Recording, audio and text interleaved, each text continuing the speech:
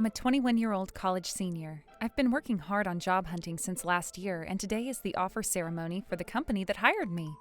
It's my top choice company, so I'm beyond happy to have received an offer. Wow, it's finally the offer ceremony. Thinking back on all the struggles of job hunting, I can't help but feel emotional. In just a few months, I'll be a working adult. Oh, it's so exciting.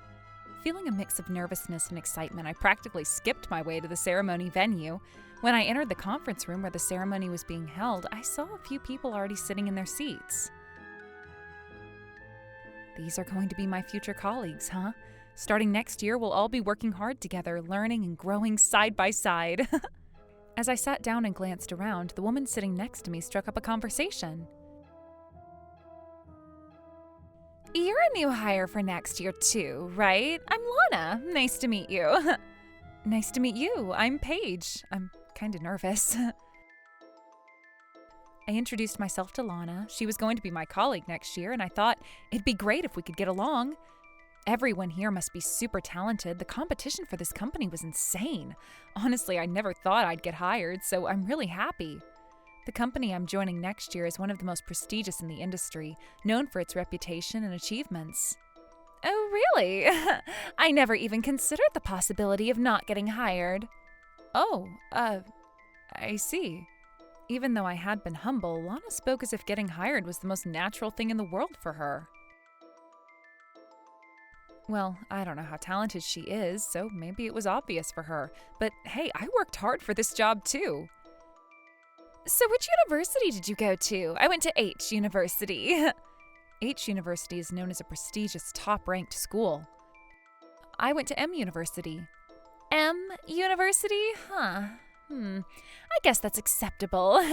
But I think its ranking is a bit lower than my H University. Wow, so this is what they call an elitist. She barely knows me and already asked about my university just to flaunt her own. I couldn't help but feel put off. Yeah, maybe. But this company is known for not filtering candidates based on university rankings. They have a reputation for hiring from a wide range of schools, right? Oh, please. You actually believe that corporate PR nonsense? No company wants to hire students from low-ranked schools. Even if they do, those people only get stuck with bottom-tier work. They get paid peanuts, get used up, and then get tossed aside. It's hilarious that you don't even know something so basic. You're such a naive little kid. I was getting more and more put off by Lana's attitude. That's why I, as a high achiever from H University, will obviously be placed in the most elite department after joining. You, on the other hand, coming from M University, are a bit lower tier, so you'd better make sure you don't get stuck doing grunt work. Ugh, if I keep talking to this person any longer, I feel like I might lose my mind. Just then, the host's voice announced the start of the orientation ceremony. Thank goodness. As I turned my attention to the front, a small feeling of unease crept into my heart. I was really excited to be joining this company and ready to work hard, but if I already have a coworker like this among my peers, what's it going to be like after we start working? 6 months later, before I knew it, 6 months had flown by, and the day of my official debut as a working professional had arrived. Nervous and excited, I attended the company's entrance ceremony. Afterward, all the new employees were taken straight into training. After a month of training, we would be assigned to our official departments. All right, let's do this. However, when I saw my assigned training group, I froze. Among all the new hires, the person placed in the same training group as me was none other than Lana, the one who had tried to flex her superiority at the orientation ceremony. Of all people, there were so many other new hires, yet I had to end up in the same group as her. Oh, my luck must be terrible. But there was no point in complaining. I decided I would just focus on the training and not let Lana get to me. Oh, you're that girl from orientation, aren't you? Yes, I'm Paige. It's been a while. Oh, right, Paige. You don't really leave much of an impression, so I totally forgot your name. Guess we're in the same training group, huh? Nice to see you again. Anyway, let's see who else is in the other groups. There were 5 of us in our training group, including myself. Before we even properly introduced ourselves, Lana started interrogating the others about their universities. So, where did you go to school? And you? What about you? A man wearing a name tag that said Smith answered her. I went to B University. B University? Lana suddenly let out an exaggerated shriek. B University is a low-ranked school. Oh no. You're telling me I have to spend an entire month in the same training group as a low-ranked student? Sure, B University might not be highly ranked, but saying she hated being in the same group as him, that was just plain rude. I mean, we all got hired by the same company, so regardless of our academic backgrounds, we should be on equal footing. And on top of that, you're older than us, aren't you? You've got to be in your late 20s. So not only did you manage to get into a low-ranked university, but you probably also had to retake entrance exams and repeat years. That's beyond ridiculous. I can't do this. I'm getting my group changed. I tried to stop her, but Lana actually went to HR to request a transfer to a different training group. Seriously? That was way out of line. Of course, she was immediately turned down and came sulking back, but even then she kept complaining and treating Smith like he was beneath her.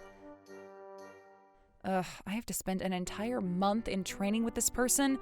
This is going to be miserable. I glanced over at Smith. Despite everything Lana had been saying, he looked completely unfazed. 1 month later, thanks to Lana, our training was one program after another. But finally, it was over. Wow, that felt like the longest month of my life. So this is what it's like to be a working adult. But today, at last, the training period had come to an end, and we were about to find out our official department assignments. Then the moment came when I was told my department assignment. Ta-da! I was assigned to the General Affairs Department. The General Affairs Department handles all the administrative work of the organization, so it's a really important role. It's not as flashy as the sales or planning departments, but it's crucial for the company's smooth operation. We work behind the scenes to keep everything running. All right, let's give it my all. But then when they called out Lana's name and announced her department, I was totally shocked because guess what? She was also assigned to the General Affairs Department. What? Why, God, did my work life become so incredibly tied to this person's existence? I never wanted this connection to begin with. Lana, hearing that she was assigned to the General Affairs Department, looked visibly disappointed. She held back from openly complaining about it, but as soon as she came over to me, she said, I can't believe this. General Affairs? Me? How could someone like me be stuck in such a boring department? The people in HR must be total idiots. How is it that someone with my high academic standing ended up in such a dull role? Well, I'm in the General Affairs Department too, you know. I muttered that in my head, but wisely I kept my mouth shut. There was no point in saying anything. She wouldn't listen anyway. Plus, everyone who was assigned to a department was supposed to head straight there, so Lana and I both made our way to the General Affairs Department together. And guess what? Even there, Lana caused a scene. You're Paige and Lana, the new General Affairs members, right? I'm the department head, Jones. Nice to meet you. Yes, nice to meet you. I'll do my best, I said energetically as I bowed my head. Then next to me, Lana bowed slightly and once again did something unbelievable. Nice to meet you, Mr. Jones. May I ask which university you graduated from? Wait, what? She's asking our boss about his academic background? I was stunned by Lana's outrageous question. My university? I graduated from B University. Mr. Jones answered. The university he mentioned was the same one as our colleague Smith's, what Lana calls a low-ranked university. B University? Unbelievable! I am supposed to work under someone from a low-ranked university? Wait, Lana! I quickly intervened, trying to stop her. That is so rude. You can't ask your boss something like that. But my boss is from a low-ranked university. It's bad enough I got stuck in such a boring department, but now I'm in the same department as someone from a low-ranked university? It's a total disgrace. A huge disgrace. You! Both Mr. Jones and I were left speechless. What would happen now? Was the boss going to get furious? Would Lana be fired on the spot? But then Mr. Jones smiled warmly and said, I see, so you don't like the General Affairs Department or working under me. That's right, I don't like it. I hate it. I wanted to work in an elite department. I wanted to work with high-achieving people, do cool work in an elite team, and marry an elite employee. This is ruining my life. To my shock, Lana actually started stomping her feet right there on the spot. I see. Understood. Then I'll transfer you to an elite department. Huh? Huh? Lana looked up, stunned by what she heard. You want to be in an elite department, right? The most prestigious department in this company is the Planning and Development Department. I'll speak to the head of that department and arrange for your transfer. Could you really do that? I was taken aback by Mr. Jones's words.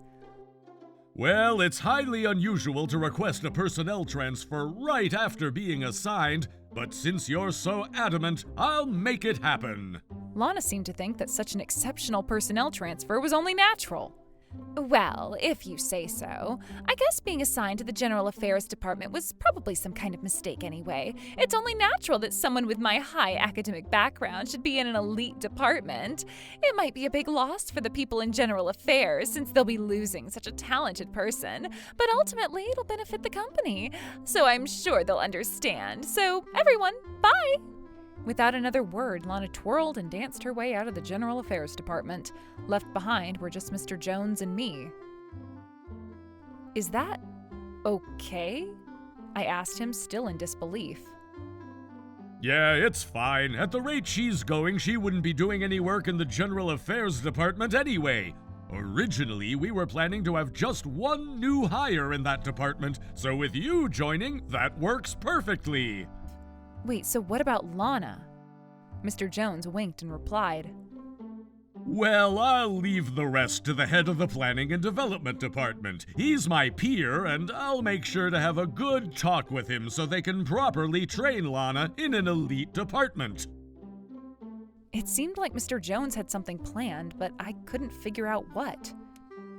2 weeks later, I had been so busy trying to get used to my new tasks that I completely forgot about Lana.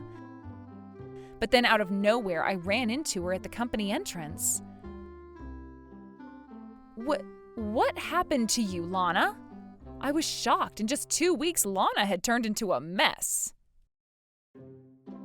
Paige, help me. I'm done for. I can't take it anymore. Lana cried, looking like a wreck. I asked her what happened, and it turned out that although she'd gotten into the elite planning and development department, the workload was way too much for her to handle. I got put on this new product development project, and I thought, for someone as high level as me, it'd be a piece of cake. But all the meetings are in English. We're connecting with overseas teams for video calls, and since the new product's AI system was co-developed with T University, they made me read all the research papers the professors published on it. What even is AI? What I need is love, not AI. Ugh. I see. The Planning and Development Department, as I had learned from my seniors, was one of the most talented teams in the company, and it was clear the work was on a level that only exceptional people could handle. And the worst part is, when I got to the Planning and Development Department, guess who was there? That guy, Smith, the low-rank graduate. He was handling work left and right while I was struggling to figure things out, and the team was treating him like an immediate asset. That guy, a low-ranked graduate. My pride is in tatters. Wow. Why is it that he can do it, but I can't? It's just not fair. That's because Smith graduated from T University and then re-enrolled in B University. Mr. Jones said, suddenly appearing behind us. Huh? Wait, from T University to B University? Why? Why would someone leave a high-ranked school to go to a low-ranked one? She looked utterly baffled, and I was just as confused. Well, sure, B University might be classified as low-ranked on some prep school ranking charts, but there's one department that stands out above the rest. There's a lab with a professor who is considered an authority in that field. People who want to study under him aren't concerned with rankings, they come for the professor's expertise. I, for one, am one of those people. He added with a grin. In that professor's lab at B University, they research technologies that are essential to our company, so we often collaborate on joint research with both T University and B University. Because of that, students from those universities sometimes apply to our company and get hired. When you're working on the same research, there's no room to apply academic filters, regardless of which university you graduated from. Once you enter the workforce, you have to prove yourself on equal footing. Even if you graduated from a prestigious university, if you can't get hired anywhere and end up using family connections to land a job, society isn't going to make things easy for you. Wait, is that me? Really? You got in through connections? Apparently, the CEO's futsal buddy's daughter couldn't find a job anywhere, so they asked for help. Oh, that makes sense. Now I understand how Lana had been hired. Well, once the CEO found out that this new hire was as useless as her, I think he realized the flaws of hiring through connections. He's decided that from now on they will only hire truly talented people, no matter the connections. So, what about me? You were especially unnecessary, to be honest. Looking at the results of your hiring exam, it's clear you would have been rejected if things had gone according to the normal process. Your ability test scores were terrible, and your interview attitude was the worst. No matter how high your academic credentials are, with those results, no company would hire you. I can understand why your parents went to the CEO for help. That's so mean. What should I do? Lana was crying uncontrollably, so I tried to console her. Well, even if it was all through connections and force, you got into a department, right? Just stick with it in the planning and development department. Once you get used to things, maybe you'll be able to do the job. I can't. It's impossible. The level is just too different from everyone else. Please, Mr. Jones, please put me back in the General Affairs Department. I'll work hard and never complain again. No way. We're fine on staff. And even if we weren't, someone like you isn't what we need. The head of the Planning and Development Department even complained about how difficult it is to train you. But I owe him a favor, so I told him to stick with it and train you well. Aww. 3 months later, today is the welcome back gathering for my colleagues. After being scattered to different departments, my fellow new hires have finally come together to catch up, and the conversation is lively. Among them is Smith, who was assigned to the Planning and Development Department. Long time no see. Hey, it's been a while. Hey, I heard Lana quit. Yep, it's true. Lana hasn't come into work since then. Eventually, her mother called to say she doesn't want to go back to work, so we're letting her quit. And we received her resignation letter in the mail. The head of the Planning and Development Department came to the General Affairs Department and was complaining a bit. I wonder if she couldn't handle the work in planning and development. Seems tough over there. Really? Well, sure, there's a lot to learn and it can be overwhelming, but it's not like it's some kind of toxic environment. Our supervisors and seniors are really supportive, so it's manageable. I'd say general affairs might be tougher. The reason we in planning and development can work so smoothly is thanks to all the arrangements the general affairs team handles for us. Really, thank you. Anytime. Paige, if you don't mind, would you want to talk a little more? Just the two of us after this? Huh? Well, we could talk about our work and ourselves and things like that. Oh. Could this be it? Maybe work and romance are about to make my social life even more fulfilling.